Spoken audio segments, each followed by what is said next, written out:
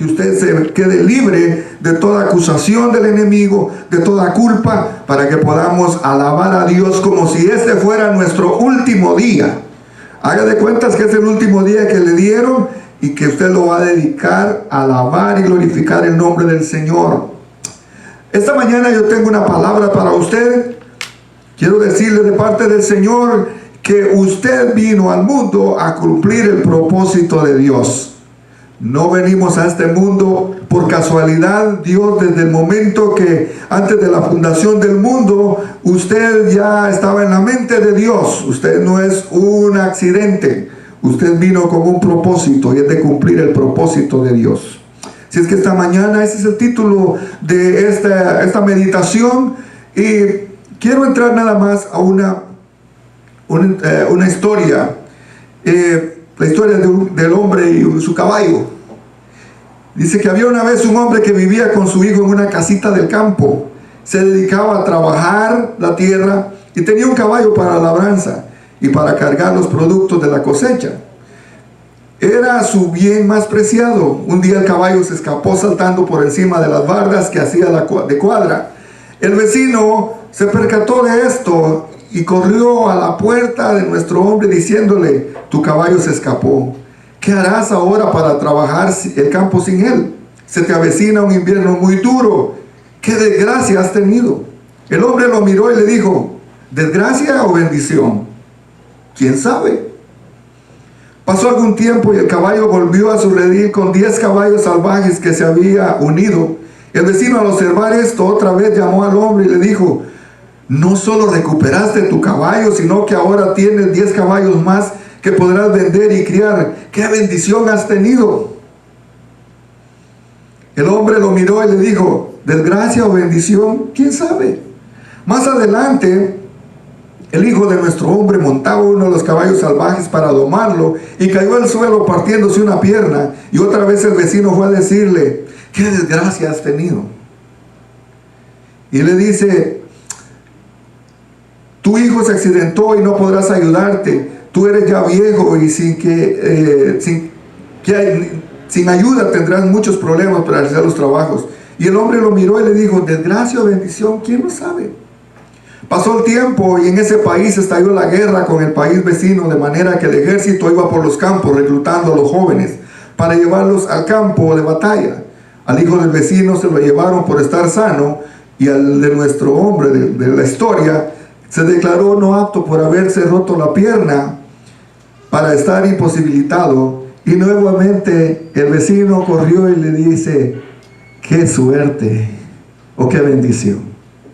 Pero ¿sabe qué? Solo Dios sabe lo que nos está pasando para hacer, si usted lo considera de desgracia o para hacer de bendición. Nosotros somos de bendición. Si es que esta mañana, con esa historia en mente, yo quiero que usted comience a pensar en qué áreas durante mucho tiempo tal vez usted ha estado pensando, lamentándose, quejándose, pensando de que todo es una desgracia. Es muy posible que lo que estemos viviendo Dios lo está usando para bendición de nosotros. Dice la palabra del Señor que todo obra para bien para los que conforme a sus propósitos hemos sido llamados. Y en Filipenses el apóstol Pablo nos da una palabra de referencia, de meditación para esta mañana.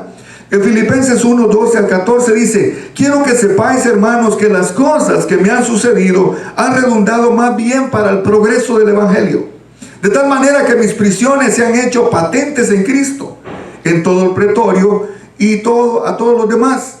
Y la mayoría de los hermanos, cobrando ánimo en el Señor, con mis prisiones se atreven mucho más a hablar la palabra sin temor. Quiere decir entonces que el apóstol Pablo, todo lo que le estaba pasando, no lo estaba viendo como una desgracia. Lo estaba viendo como un propósito para que Dios fuera glorificado, para que fuera en bien de progresar el evangelio. Todas las cosas que nos pasan a nosotros tienen un propósito. Y nosotros no tenemos que estar con la mentalidad negativa de estar quejándonos con Dios todo el tiempo que pasan las cosas malas. Dios tiene un propósito con usted. Dios tiene un propósito conmigo.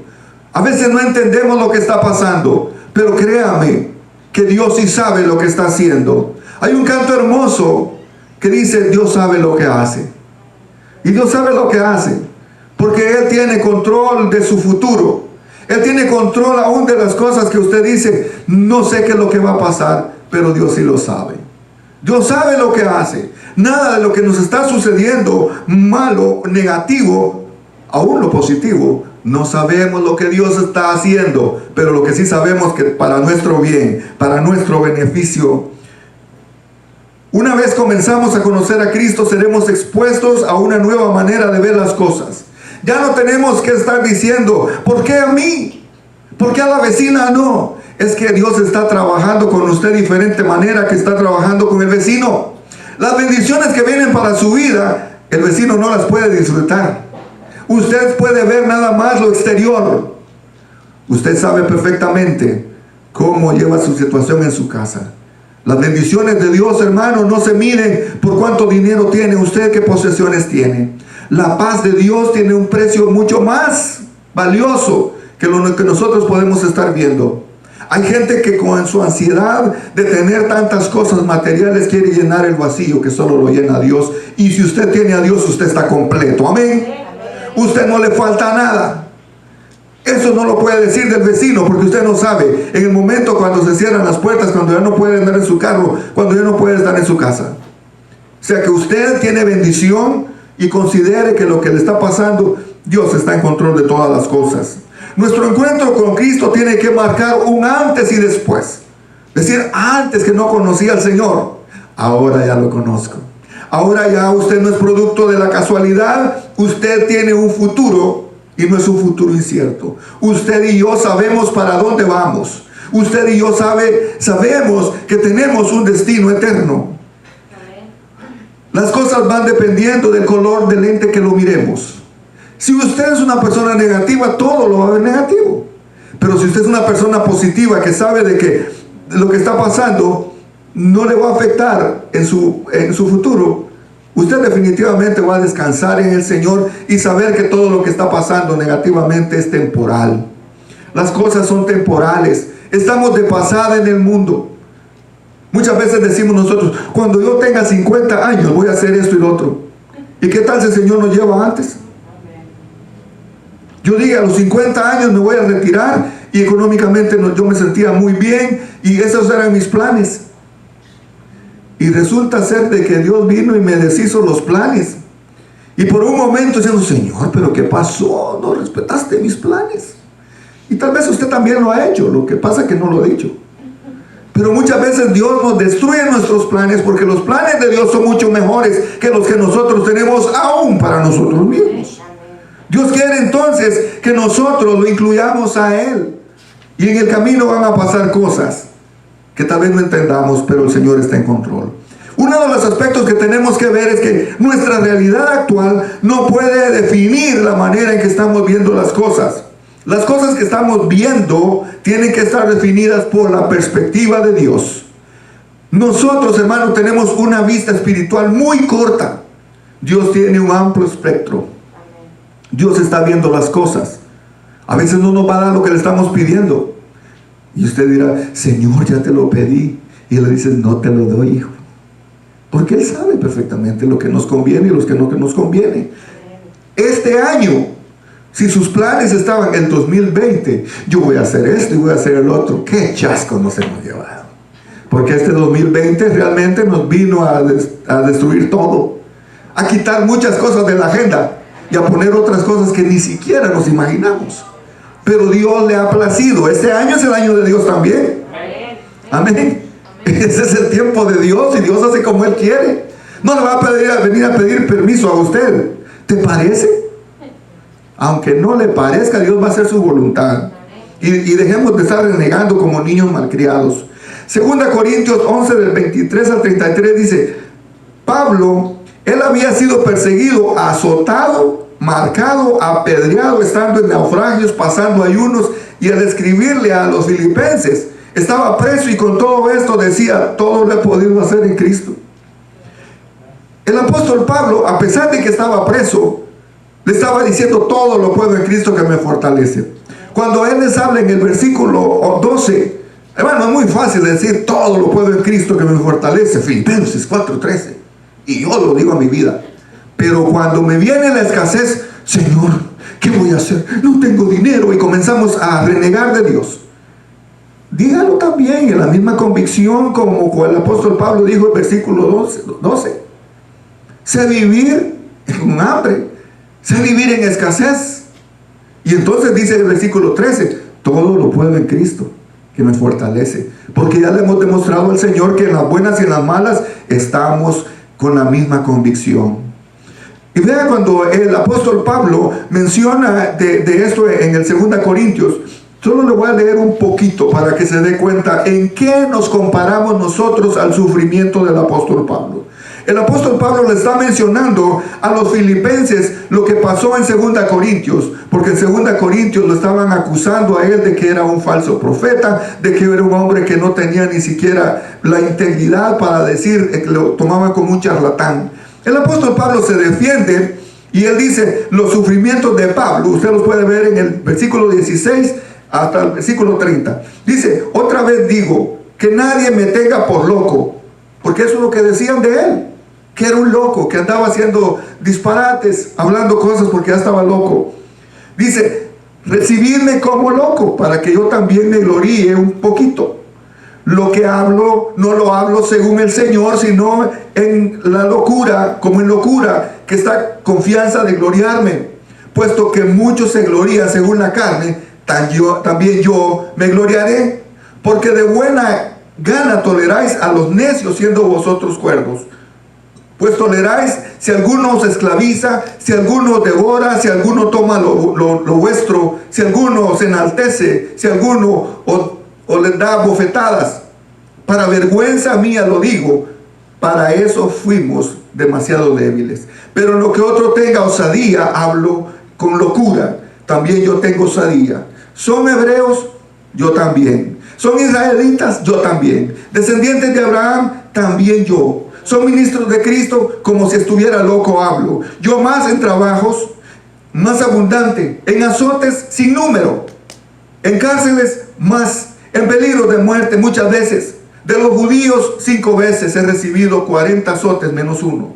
3 veces he sido azotado con varas, 1 vez apedreado, 3 veces he padecido naufragio, 1 noche y 1 día he estado como náufrago en alta mar, en caminos muchas veces, en peligro de ríos, peligro de ladrones, peligro de dominación, peligros de los gentiles, peligros en la ciudad, peligros en el desierto, peligros en el mar, y fatiga y en muchos desvelos, en hambre y sed, y en muchos ayunos, en frío y en desnudez. Y además de otras cosas, lo que sobra a mí agolpa cada día la preocupación por las iglesias. ¿Quién enferma y yo no enfermo? ¿A quién se le hace tropezar y yo no me indigno? Si es necesario gloriarme, me gloriaré de lo que es en mi debilidad. El Dios Padre nuestro, Señor Jesucristo, quien es bendito por los siglos, sabe que no miento. Y termina él de contar donde dice: en Damasco, el gobernador de la provincia, rey Aretas, guardaba la ciudad de los damasenos para prenderme, y fui descolgado del muro en un canasto por una ventana y escapé de sus manos.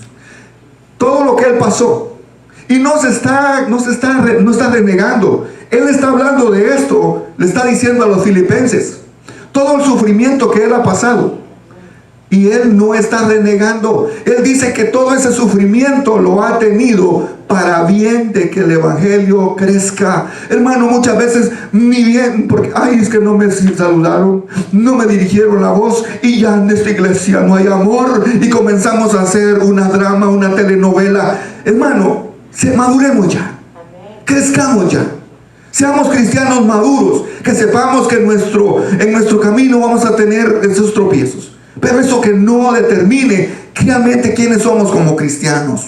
La manera que Dios está viendo nuestro futuro es muy diferente a como nosotros lo vemos. Por eso es que muchas veces en las iglesias no se puede hablar palabra, porque dicen: ay, qué duro habló el pastor. ¿Y qué espera? Lea la Biblia. Dios le va a estar hablando a usted directamente. Hermano, tenemos que ser realistas. No toda la gente le vamos a caer bien. Y en la Biblia se muestran casos. Usted tiene casos para ver todo esto. Pero tenemos que ver nuestro futuro en la perspectiva de que Dios la ve.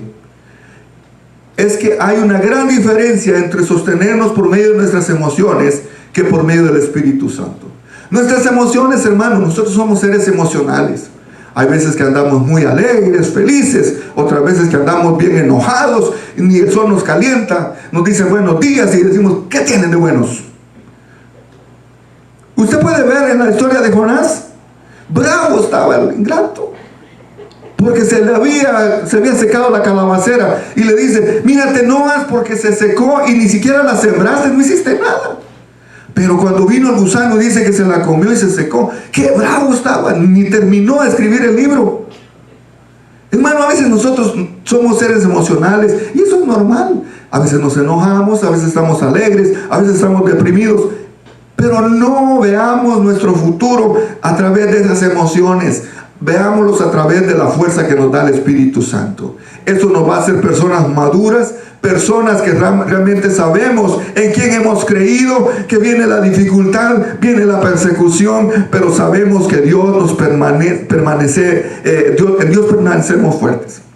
Y Dios quiere que hagamos eso. Cuando vivimos en el Espíritu, entendemos que lo que nos sucede, hermano, muchas veces está provocado por espíritus también, porque no tenemos lucha contra sangre y carne, sino que contra potestades, contra principados, contra gobernadores, contra huestes de maldad en las regiones celestes. A veces hasta nuestra familia el enemigo va a usar. Y usted podrá decir, pero ¿cómo? No de que estén poseídos, pero lo va a ocupar para que nosotros nos haga la guerra. Tenemos que ver a nuestros hermanos con el mismo amor como Dios nos ve.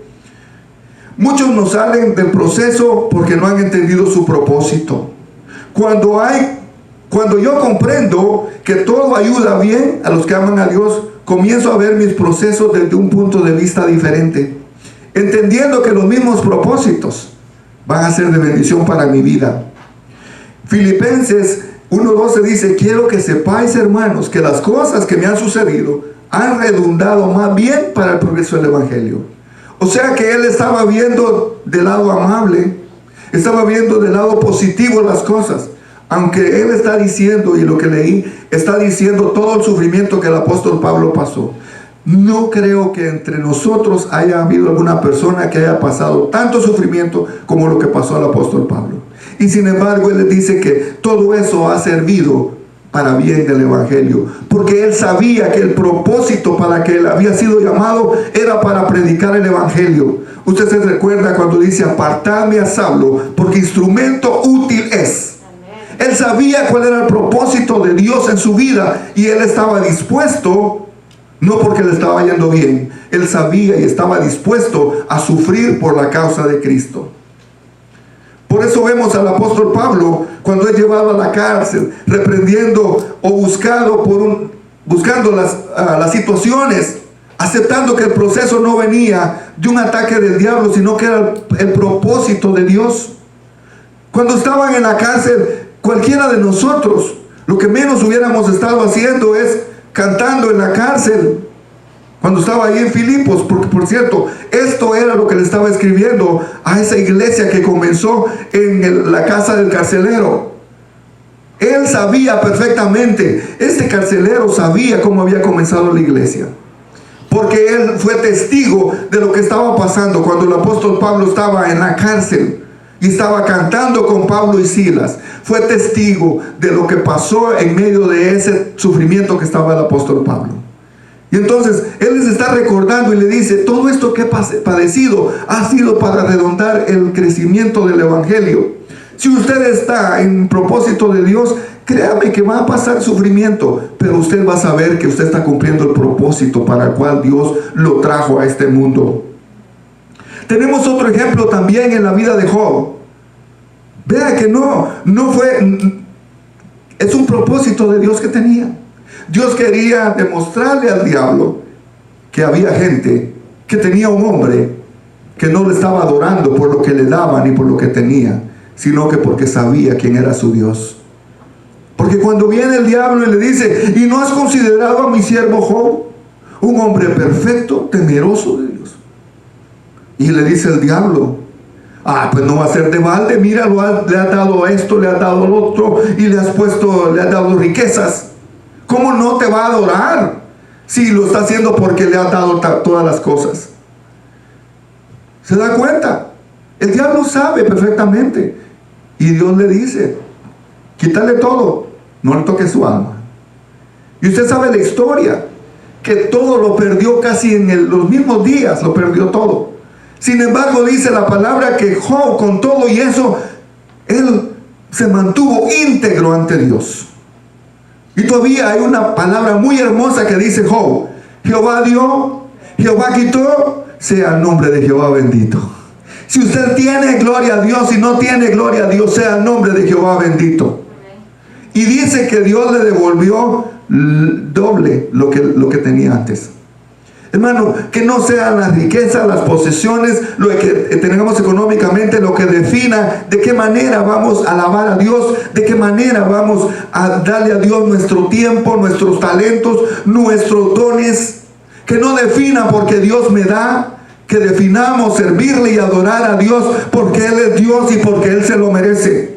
Porque Él es Dios y Él sabe perfectamente que cuando nosotros ya estemos listos para recibir la bendición, no importa si tengamos o no tengamos, sepamos perfectamente que Dios se merece la gloria, que Dios se merece la honra, que Dios se merece la alabanza, no importando cómo estemos nosotros, porque vamos a alabar por lo que Dios es. Esta historia entonces nos lleva a que a veces queremos decirle al diablo nosotros, y muchas veces toda la culpa se le echamos al diablo. Oh, es que el diablo me hizo hacer esto, el diablo me hizo hacer esto. No necesariamente. Déjeme decirle por qué. Porque muchas veces el diablo es un mandadero de Dios. El diablo es un instrumento que Dios usa. El poder que tiene es limitado. Nosotros tenemos un Dios poderoso, un Dios que todo lo puede. Esa es una característica de Dios. Entonces, hermano, tenemos que ponernos en la mano del Señor, y a veces le hacemos la guerra espiritual a cosas que no tienen nada que ver.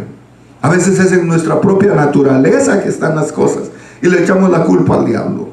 Y a veces tenemos que ver si yo realmente estoy haciendo lo que Dios quiere que haga, cumpliendo mi propósito mientras estoy vivo, y Dios se encargará del resto. Lo que haga falta, Él lo suplirá.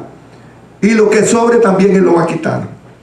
Romanos 8:28 dice: y sabemos que a los que aman a Dios, todas las cosas les ayudan a bien. Esto es, a los que conforme a su propósito han sido llamados. Usted y yo hemos sido llamados a glorificar el nombre del Señor. Dice la Biblia que Él nos crió para la honra y la gloria de su nombre, que nosotros fuimos creados para honrar a Dios, para alabar a Dios. Podemos hacer muchas cosas, pero el motivo primordial porque usted y yo estamos en la tierra es para que le adoremos, para que le alabemos. No perdamos mucho el tiempo. Adoremos y glorifiquemos el nombre del Señor. La palabra sinergia, no sé si usted la ha escuchado, pero quiere decir la combinación de dos fuerzas para obtener un resultado. Ahora está muy común los carros híbridos, que tiene el motor de gasolina y a un lado también tiene la combinación de electricidad, de energía eléctrica. Cuando uno descansa, el otro trabaja, o a veces los dos están trabajando juntos, pero se llama sinergia. Es la combinación de dos energías. La energía suya y la energía de Dios hace la sinergia espiritual. Dios está con ustedes, no está solo. Y al final de cuentas, lo que resulta es de que vamos a llegar al cielo, que vamos a estar eternamente con Él cuando combinamos esa fuerza. Usted no está solo, usted no está sola, yo no estoy solo, Él está conmigo. Y dice que cuando Él está conmigo, no hay quien esté contra mí. No hay quien se oponga, no hay fuerza mayor que la fuerza de Dios. Si estamos del lado de Dios, somos más que vencedores. Somos conquistadores.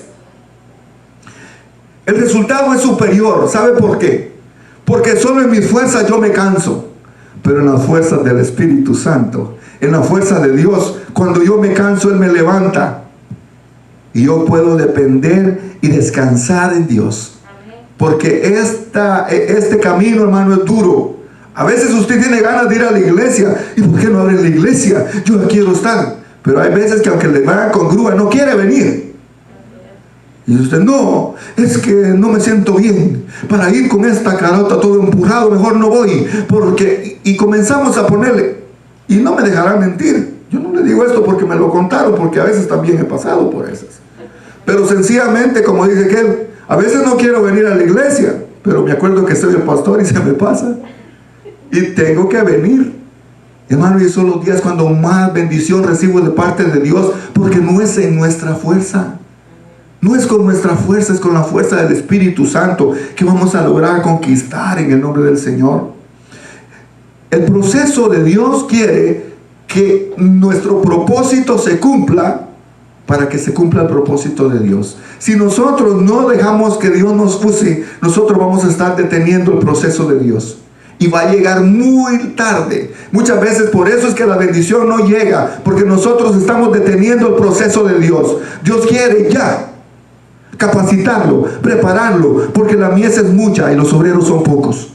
Porque no estamos diciendo, el Señor va a venir dentro de 20 años. ¿Quién le dice? En un abrir y cerrar de ojos el Señor puede venir y nos encuentra a nosotros más entretenidos, aprendiendo más de la pandemia, aprendiendo más de virus, que aprendiendo su palabra.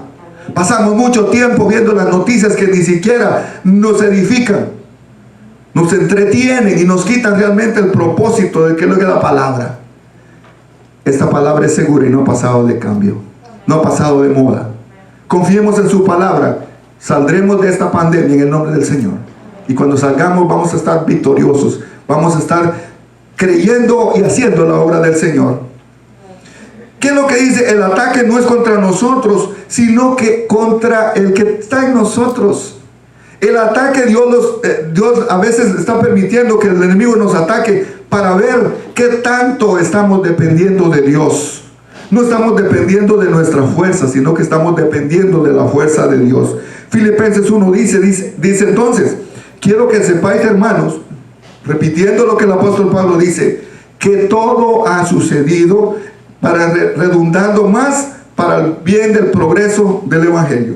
Todo lo que nos pase entonces va a redundar, va a ser mejor. La obra del Señor se va a hacer. Lo que ha sucedido entonces en su vida, en estos años, en este tiempo, tiene que ser para que el Evangelio sea expandido, para que usted sea un instrumento en las manos de Dios y no nos estemos quejando tanto. La palabra del progreso original es un término militar que se usaba en el avance de las tropas a través de los terrenos dificultosos. Si usted ve los que están en el ejército, no todo el tiempo van a encontrar las tropas, van a encontrar camino plano y que no haya dificultad. Siempre van a encontrar en su camino, van a encontrar adversidades, pero las adversidades no los detienen, porque su cometido es avanzar. Entonces nosotros, hermano, cuando venga el problema y venga la dificultad, nosotros tenemos que avanzar en el nombre del Señor. La cárcel de Pablo, los problemas que tuvo Pablo fueron para la expansión del Evangelio. Debemos entender que si caminamos en la voluntad de Dios, aún nuestros sufrimientos, aún nuestros problemas van a servir para que el propósito de Dios se cumpla en nuestras vidas. El problema es que creemos que la vida del creyente es el centro de todo el Evangelio, pero el centro del Evangelio son las buenas nuevas de la salvación. En otras palabras, se trata de Cristo, no se trata de nosotros. Es Cristo que tiene que ser glorificado. Es el nombre de nuestro Señor Jesucristo que tiene que estar en nuestras iglesias, estar en nuestros cantos, estar en nuestros devocionales.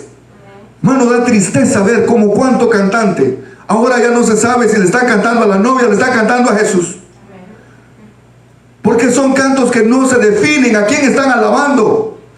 Tal vez porque quieren comercializar más y que tengan más compradores, y no tengo nada en contra de ningún cantante, pero preocupémonos por exaltar el nombre de Cristo. Él es poderoso. Y entonces nosotros tenemos que saber. Por eso se dan cuenta los himnos. Qué hermosa letra, qué significado tienen los himnos. Pero por ahí ahora le andan cantando al río Jordán. ¿Qué me importa a mí el río Jordán? Ahí fue bautizado Jesús, pero el río no tiene nada de santo. Y hay cantos dedicados al río Jordán, cantos dedicados al monte, cantos dedicados a esto. Hermano, prediquemos a Cristo. Glorifiquemos el nombre de Cristo. En conclusión puedo decirles esto. Estamos en tiempo de serias dificultades y no sabemos en qué terminará esta pandemia. Tenemos un futuro incierto. Y usted no me dejará mentir que ni siquiera los gobiernos saben perfectamente qué es lo que va a pasar. En Génesis 45, del 4 al 8, vemos un testimonio hermoso de la vida de José. Dice, José les dijo, acercaos para mí. Ellos se acercaron y les dijo, yo soy José vuestro hermano, al que vendisteis a los egipcios. Ahora pues no os entristezcáis ni os pese haberme vendido acá, porque para salvar vidas me envió Dios delante de vosotros. Pues ya ha habido 2 años de hambre en medio de la tierra, y aún quedan 5 años en los cuales no habrá arada ni siega. Dios me envió delante de vosotros para que podáis sobrevivir sobre la tierra, para daros vida por medio de una gran liberación. Así pues, no me enviaste vosotros acá, sino Dios, que me ha puesto por padre del faraón, por señor de toda su casa y por gobernador de toda la tierra. José entendió el propósito, por qué fue enviado como prisionero y todos los sufrimientos que pasó en Egipto. Él sabía perfectamente que Dios tenía un propósito en su vida, que ese pueblo conociera que hay un Dios de poder. Él sabía perfectamente que el propósito era para que el pueblo de Israel no pereciera de hambre. Ya es muy posible que hubiera desaparecido, pero nos damos cuenta que Dios sigue obrando. Dios tiene un propósito con usted, tiene un propósito con su vida. Usted tiene que abrirse y decirle, Señor, yo no sé cuál es la situación que me está pasando, pero yo sí sé que tengo un propósito que cumplir, y es glorificar tu nombre. La pregunta entonces, ¿cuál es su prisión en esta mañana? ¿Cuáles son sus cadenas? ¿Cuáles son sus angustias? ¿Cuáles son sus ataduras? Podemos confiar en Dios, que Él mismo que ha permitido todo esto sabe un propósito que tiene en su vida, y esas prisiones, esas ataduras, esas cadenas tienen que obrar para que su nombre sea glorificado. Romanos 8:27 dice, pues antes en todas estas cosas somos más que vencedores por medio de aquel que nos amó, por lo cual estoy seguro que ni la muerte, ni la vida, ni ángeles, ni principados, ni potestades, ni lo presente, ni lo porvenir, ni lo alto, ni lo profundo, ni ninguna otra cosa creada nos podrá separar del amor de Dios que es en Cristo Jesús, Señor nuestro. Es a Cristo el que tenemos que glorificar. Es a Él que tenemos que darle la gloria y la honra. Ni los ángeles ni las potestades nos pueden apartar del amor de Cristo. Estamos confiados que en la mano del Señor estamos seguros. Su palabra dice en el Salmo 91 que el que habita al abrigo del Altísimo morará bajo la sombra del Omnipotente. Y usted y yo estamos bajo la mano del poderoso de Israel. Y Él nos guarda, nos protege, y Él tiene un propósito con nosotros. Venimos al mundo a cumplir un propósito, y el propósito es anunciarle al mundo que hay un Dios poderoso, que hay un Dios que está por sobre todo, por encima de toda dificultad, y que aún en este tiempo nosotros podemos confiar que Dios no se equivoca en lo que está haciendo. De lo profundo de tu prisión, de lo profundo de tu problema, de lo profundo de tus ansiedades, de lo profundo de tus debilidades, tus temores, tus inseguridades, predica que hay un Dios de poder, predica que hay un Dios que todo lo puede, predica que todavía es tiempo de arrepentirnos y venir a conocer a este Jesús que nos cambió. Ya no es tiempo de quejarnos, ya no es tiempo de estar conmiserándonos, es tiempo de predicar este Cristo de poder, y que la gente conozca ese Cristo a través de usted. Hoy es su día de renunciar a toda queja, de renunciar a todo lo negativo, todo lo que quiera detener su propósito. Josué 1:9 dice, para terminar, mira que te mando que te esfuerces y seas valiente. No temas ni desmayes, porque Jehová tu Dios estará contigo donde quiera que vayas. En este tiempo que no entendemos, hay un Dios poderoso que le dice, no temas ni desmayes, porque yo estaré contigo.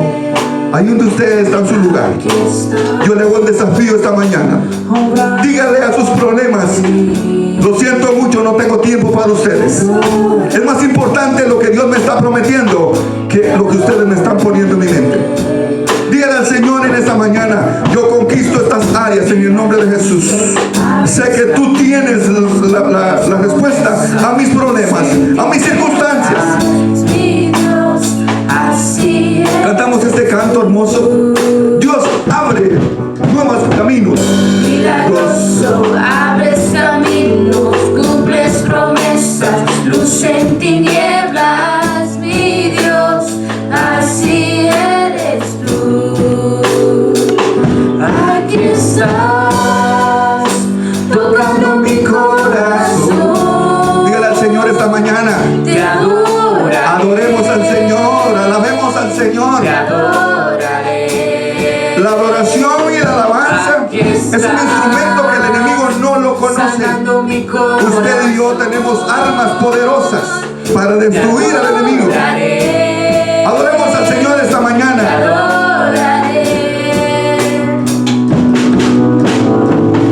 Milagroso, abre